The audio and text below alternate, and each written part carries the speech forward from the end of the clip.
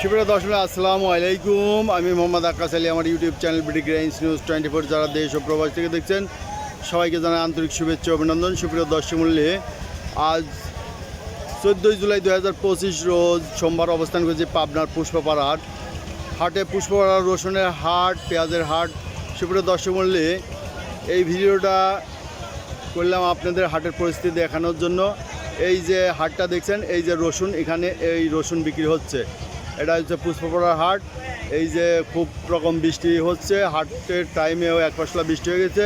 তো বৃষ্টির পরে কিছুটা বৃষ্টি থামার কারণে হাটটা কোনো রকম রাখছে। ওই যে এখানে দেখতে পাচ্ছেন, এখানেই মানে রসুনের হাট রাখছে, কিন্তু হাটের মধ্যে এই যে কাদা থাকার কারণে এই দেখেন জনগণ কী ভোগান্তিতে আছে।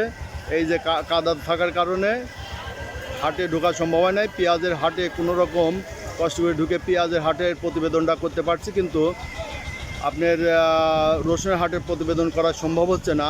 কেন সম্ভব হচ্ছে না তা জানানোর জন্য এই ভিডিওটা করা। সুপ্রিয় দর্শক মণ্ডলী,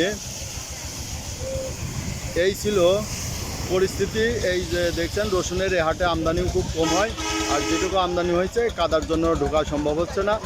এই জন্য আন্তরিকভাবে দুঃখিত। ভিডিওটা দেখার জন্য সবাইকে ধন্যবাদ।